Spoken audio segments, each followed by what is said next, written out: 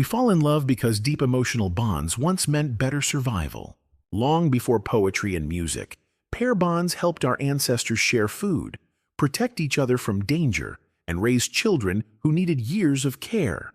A bonded pair could plan ahead, divide responsibilities, and survive harsh seasons more easily. Love transforms that survival strategy into a powerful emotion that makes another person's well-being feel like your own. Across mammals, species that rely on cooperative care evolve stronger attachment systems. In humans, this grew beyond mere survival. We built stories, identities, and dreams around the bond. Love activates the brain's reward system, making attachment feel irresistible. When someone matters to you, dopamine marks them as a source of pleasure and motivation.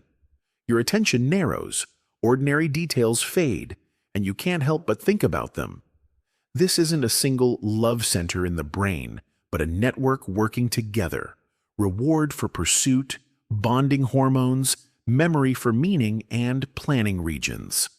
The more these systems fire together, the more that person reshapes your priorities, habits, and even your sense of self.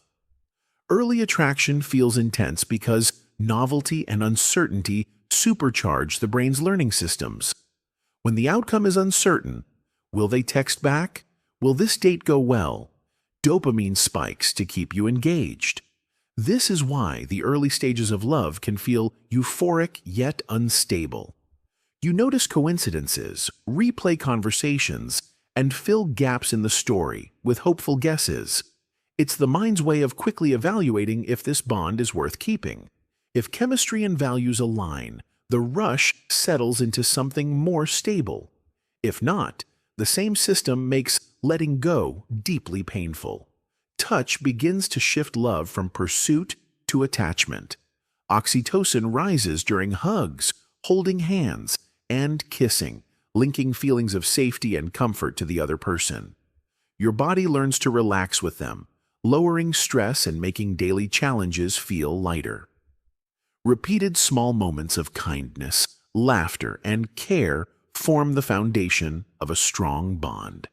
If touch is paired with respect, trust deepens. If it's paired with neglect or manipulation, anxiety grows instead. Attachment patterns from early life shape how we love as adults. Consistent care teaches that closeness is safe and repairing. Inconsistent care can create craving mixed with fear, making intimacy both desired and threatening. These patterns are not unchangeable, but they influence how we react in relationships.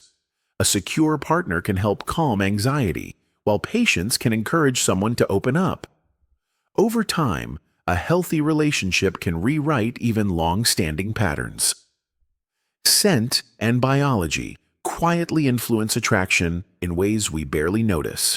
We may prefer the natural scent of someone whose immune genes complement ours. Stress, sleep, and mood can all shift desire and bonding. Laughter, shared novelty, and even small adventures help attraction grow.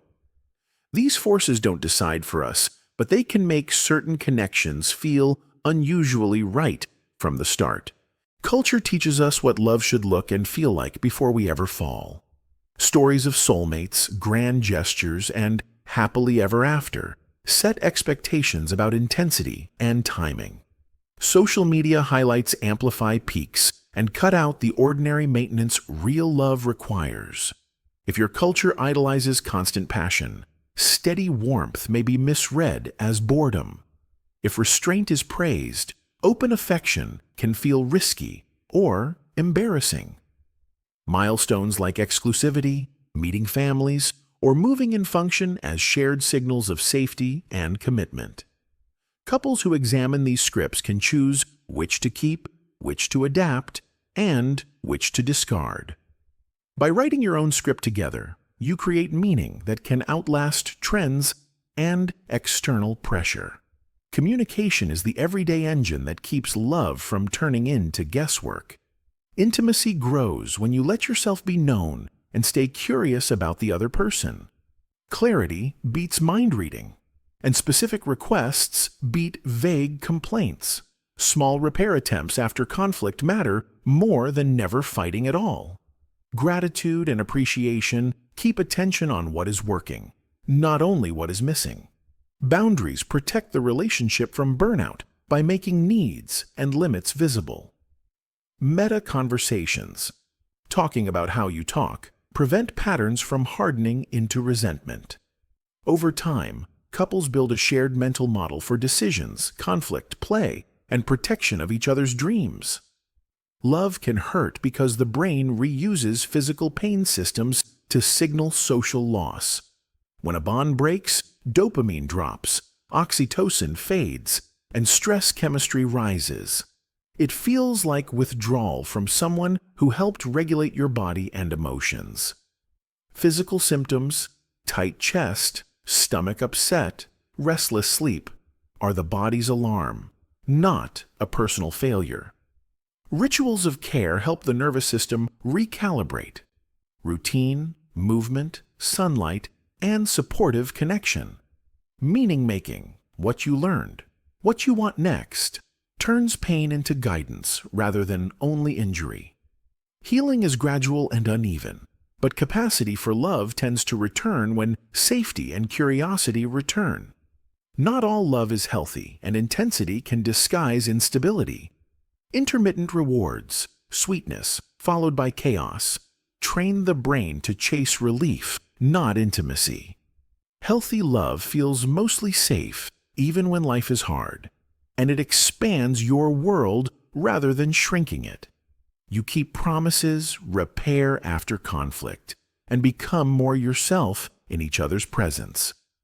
Toxic patterns erode self-respect and isolate you from support over time. Clear boundaries, honest feedback, and outside help can break reinforcement loops that keep you stuck. Choosing yourself is not a betrayal of love. It is a prerequisite for any love worth keeping. Some loves last because of wise selection and steady maintenance. Shared values, compatible attachment styles, and repair skills make early friction survivable. Lasting couples create frequent micro-moments of connection.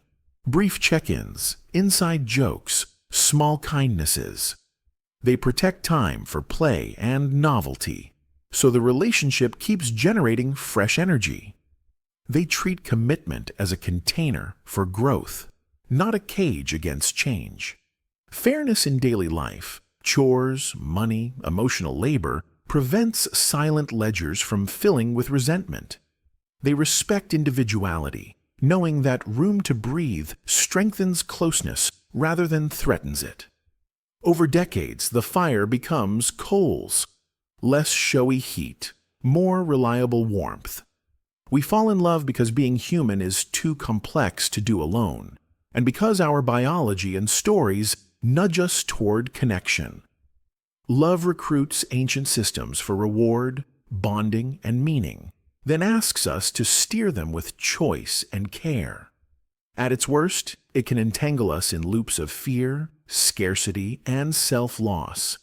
At its best, it becomes a partnership that shares burdens, multiplies joys, and makes a home inside two nervous systems. Love teaches patience through repetition and courage through repair after mistakes. It grows when we practice tiny daily acts: listening, laughing, touching base, and choosing again. Two imperfect people learn to co-regulate, co-create, and co-author a story that is larger than either could write alone. We fall, we learn, we heal, and we return, turning chemistry into commitment, and commitment into a life worth protecting.